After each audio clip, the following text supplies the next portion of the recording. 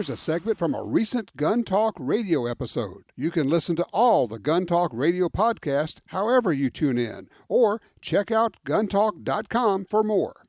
There are a bunch of folks who are discovering guns, buying guns, getting into guns, and along with that, there are a lot of people, whether they're new to guns or maybe have been at it for a long, long time, have decided, I think maybe now's the time to get into reloading, also called handloading, which is basically, well, not basically, it is exactly making your own ammunition.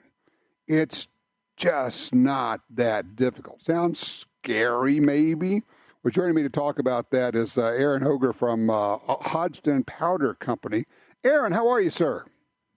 I'm fantastic, Tom. Thanks for having me on the show. I appreciate it. Absolutely. So, of course, you get all the questions. You're there at the powder company, and for those who don't know, Hodgdon is the major powder company, the major supplier of what we call propellant. And I guess, you know what? Let's start with that. Gunpowder as an explosive, right? No. Yes and no. Before I answer that question, I'll just say this real quick. So okay. I appreciate you having me on, and I love to talk to new shooters. I love to help people get into shooting. That was quite a story that you were talking about, though. I'm not sure how to even follow that. That's a head shaker. I love to help new shooters, but clearly somebody needs to go to the range and help that author out as well. Oh, my gosh. Yeah, the massive power of the fabulous .223 round, the 22 caliber round. Okay. Absolutely. Well, hey, to answer your question, so yes, smokeless powder is a propellant. Certainly, it is a flammable, not really an explosive, but a flammable. And so for most people that are shooting today, they're going to be interested in smokeless powder, which is what all of us shoot in our rifles, pistols, and shotguns. Right. There is black powder, which has been around for several hundred, if not 1,000 years now. And right. We do make black powder under our GoX brand as well. And then we also make muzzleloader propellant, both loose powder as well as pellets. So at Hodgdon, we kind of cover the whole gamut, but certainly smokeless powder is the heart of our business and what we sell the most of, what we pay attention to the most. Most of us are hunters and shooters that work at Hodgdon. So, for all of us, our world really does revolve around smokeless, although quite a few of us love muzzleloaders and black powder cartridge rifles as well. So, yeah, you'll find it all at Hodgdon. Okay. So, obviously, a lot of people are saying, wow, ammo's been hard to get for a year and a half. And then you hear people say, well, yeah, but so has the reloading components out there. What's going on with the reloading right now with powder and everything? Can we find powder and components? Yeah, great question. And one that I hear, that's probably the number one question I hear today. I can tell you this. So what we're seeing right now is just unbelievable demand. We've never seen a demand curve like what we've seen over the last, call it 18 to 20 months. At Hodgdon, we're focused purely on maximizing our powder shipments going out the door today. So if you look at what we shipped last year in 2020, it was way more powder than we shipped in 2017, 2018, 2019. That was a factor of multiplication there of what we shipped last year. And then we'll ship even more than that this year. So we ramped up production and maximized as much powder as we're getting out as we can. So I know that we're shipping it. I look at the sales reports every day. I see with the powder that we're shipping. So I know that the powder's going out. We've just never seen demand like this before. When I talk at my customers at Bass Pro, at Cabela's, at Midway, at Powder Valley, at Graff's, at Brownells, at Mid-South, all of them tell me as soon as they get powder on their website, it is snapped up and shipping right away. I've seen that on our website. We put powder out, and as soon as we put it out on our powder, it's gone in the matter of a couple of hours. So we've just never seen demand like this in our lifetimes. Well, an additional factor, it occurs to me, you also supply powder for ammunition manufacturers, people who, make commercial ammo that we buy in the stores. And of course, that demand has gone crazy too. So that's got to be tapping into your capabilities. Yes and no. I mean, the heart of our business really is the hand loader, and that's where we focus on. We do sell a small amount to OEMs. It's not very substantial. And candidly, when we get into a situation like this, our focus shifts, and we're really focused on the hand loader right now. So that means a lot of times I have what we call OEMs, so manufacturers, ammunition manufacturers call me every day, and they want to come on board as a new customer. And unfortunately, I have to turn them away every day because we're focused on getting powder out to the hand loader. And as a salesperson, that's really, really hard, right? I live to make a sale, and you want to make your customers happy, but right now we focus on the hand loader. Interesting. Okay, well, I did not know that. That's pretty cool. So when you go around here talking to people, you're a hunter, you're a shooter, you're a hand loader. What calibers are people loading for now? Because I know through the years that remains steady. There was like the top 5 always. But I'm wondering with all these new calibers that we have out now, if that's changing. Yeah, it has changed, especially if you look over the last, call it 10 to 15 years. Shot shell used to be really, really, really popular for reloading. Mm-hmm. And it's not that it's not popular today. It is, but not to the degree that it was probably 10 years ago. So our business has shifted over the years to really focus on the rifle shooter. And in that rifle shooter segment, it's really about the precision long-range shooters. So that really drives the business today. You see that in the rifles that are produced. You see that certainly in hand loading, that people still need ammunition for shooting and plinking. And we sell a lot of powder that goes into, 223 and 308 ammo. We sell a lot of powder that goes into precision shooting, though, and that's really become the central focus of that rifle category. So when we look around and see all the people shooting, not just 6.5 Creedmoor, but now 6 Creedmoor and 6 GT, they're shooting calibers that didn't even exist 10 years ago. So that precision long-range precision long-range shooting is really where it's at. But, this year we've never seen ammo shells this cleared out. And so I'm hearing from a lot of customers right now that are going and figuring out that they can't buy their hunting ammo. So they're looking for powder to load for 243 and 270 and 30-06 and 338. The Western hunts are beginning to gear up, and some of them have actually even started already with archery season. People are going to be out hunting out west here in the next 3 or 4 weeks, and they can't find ammunition. So a lot of those people are really scrambling, trying to figure out if they can get components to get loads developed so that they can go and do their Western hunts this year. Okay, that's all right. Real world question for you. Somebody says, okay, I can't find ammo. I'm going to get into hand loading.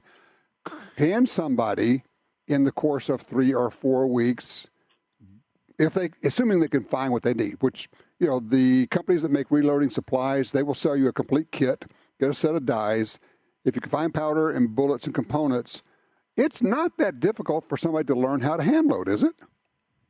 It is not. It's incredibly easy, especially in this day and age with all of the wealth of information on resources like YouTube. Mm-hmm. Most of the component manufacturers, including Hodgdon, have content out there to teach you how to reload. We do a course that we call the Reloading Roadshow, where we actually go around to different communities, and you can go to our website and look at that schedule where we're actually going to teach people how to hand load ammunition. So the how-to is really easy right now. The challenge will be coming up with your components. I had a new rifle built at the beginning of this year. I accepted delivery of it in January, and I started trying to get components for that last October or November. And I have a lot of connections in the industry, and I, made some phone calls and got on some lists and got some product ordered. But it really wasn't until the last month or 6 weeks that I was able to get all those components assembled so that I could be loading that new caliber. So even for me that's in the industry and knows a lot of folks, it's just hard to find components right now. You have to be really patient. Aaron, Hodgdon has been at this for, it seems like freaking forever. How long's Hodgdon been in the business? Since 1947. So next year will be our 75th anniversary and something that we're pretty proud and excited about. Pretty neat. Okay. Working right out of Kansas there. And I know you make powder a lot of different places. You get powder from a lot of different sources, but it is a Kansas-based company. Absolutely. Our office is located in the suburb of Kansas City, and our main production and packaging facility is about an hour and 45 minutes west and a little south of our office. And then we also have production facilities in Montana as well as Louisiana. All right, very cool. So, all right, you were mentioning that you had a rifle built for a caliber, but I noticed you didn't mention it. So I got to ask, what cartridge did you get your rifle built for? Sure. So I enjoy shooting, and I do like rifles probably more than anything else. And several years ago, maybe 10 or 12 years ago, I had George Gardner at GA Precision build me a rifle that's my main hunting rifle. It's in 270 caliber. And there's a lot of really great riflesmiths out there, but George is the one that I know. I've worked with George for a long time. I've worked with him on other projects in the industry. So this year I needed a new rifle, and I had George build me a 6 Creedmoor, one of his PRS rifles. So I got that in January. I've been putting it together. I have the optic mounted, have everything on it. Now I'm working up loads for that rifle. So that's been something that's pretty interesting for this year. Okay, I know the question you've gotten from people, if you tell them that, they say, well, we already have a 243. Why do we need a 6 Creedmoor? Yeah, that's a great question. And I think the easiest answer is it's just fun, right? I can give you a lot of technical reasons on why, one caliber is better than the other. I tend to be a heritage person. So if you look at my gun safe, I have 223s and 243s and 270s and 30-06, all cartridges that are relatively old by today's standards, but They work great for me. But I just wanted something to play around with, something a little new. And the 6 Creedmoor seemed to be something that worked for me. So that's what I'm playing with right now. It's just fun. And for those who are saying, twist rate, ballistic coefficient. Yes, that's right. You get a faster twist rate. You could use the higher ballistic coefficient bullets in it. And so you can, yes, it's going to have a little bit less drop, but more than that, you're going to have a lot less wind drift with those high BC bullets. And that takes a lot of the guesswork out of things, or allows you to get away with maybe a little bit sloppier guesswork, if you will. So what are you going to hunt? Well, so I have a big season in front of me. So I usually hunt Missouri and Kansas for whitetail. I actually live on the Missouri side, but I hunt quite a bit on the Kansas side. And I saw a monster deer on our ranch. My brother has a place in the middle of Kansas. I saw a big deer there last season. In fact, I wrapped up my rifle season with my crosshairs on the biggest buck of my life at about 160 yards. Unfortunately, he was about 20 feet over the property line and would not come onto my side of the fence. So I know that he lived. He made it through the rifle season last year there. We know that he's still alive this as of this spring. And so I'm heading back out in about 3 weeks. I have a muzzleloader hunt in Kansas. And so I'm going to go try to see if I can find that buck. And then after that, I drew tags in Montana this year for muley and for elk. So nice. I'm gearing up to get ready for those hunts that'll happen in late October, early November in Montana. It's awful nice to have a new office in Montana to work out of. And I told my boss when we were looking at Western, we looked at buying Western last year, and I said, you're probably going to lose me for a little while in the spring and in the fall to our Montana office. And that's okay because we are all hunters at Hodgdon. So I'm going to work out of our Montana office and see what I can get down on the ground this fall. Where in Montana is that? So our office is in Miles City, Montana, which is kind of east of Billings. Okay.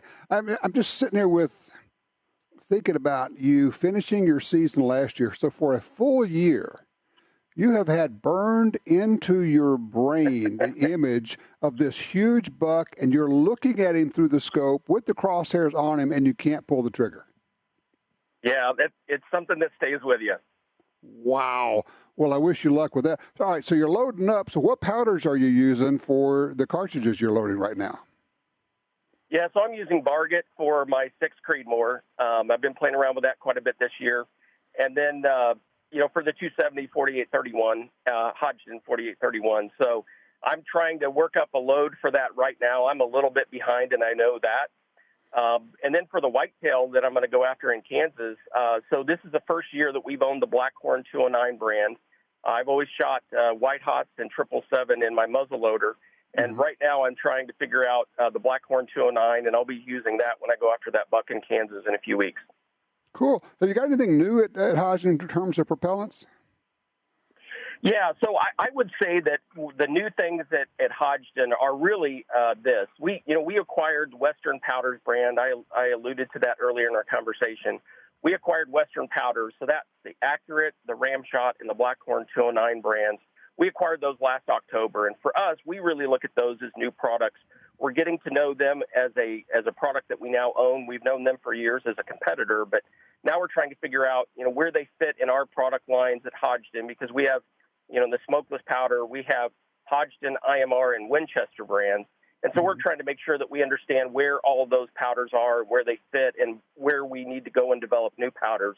So we're working on developing new powders right now. We never stop that. But for last year and this year, we've really been about getting all the powder out that we can. We're not worried about introducing new powder. We're just focused on maximizing production today. Now, Like I said, we never stop working for the future. So we'll have new products in the future. But for right now, what we're doing is really integrating Accurate and Ramshot and Blackhorn into our current product line. And if you're looking for load data, you actually have load data available as well. Was it HodgdonReloading.com? Absolutely. So HodgdonReloading.com, you have all the resources that we have, both the how-to content as well as all the load data out there. So if you're looking to get into reloading, I would say go to HodgdonReloading.com. Or, we have ballistics technicians that are professional master reloaders. That's what they do for a living, is teach people how to reload. So you can call us at 913-362-9455, and we'll be happy to walk you through any question you might have around reloading. There you go. Aaron, thank you so much for your time. I appreciate it, man. Absolutely. Anytime. Look forward to talking to you again. All right. You take care. All right. And then here's my little tip. If you're trying to find components and they're not on the store shelves, talk to your friends. There's an excellent chance you have a buddy who has a wall full of powders and maybe some bullets that you can maybe borrow, beg, steal, whatever, and get you into the business. Tap a friend. Why not? We'll be right back.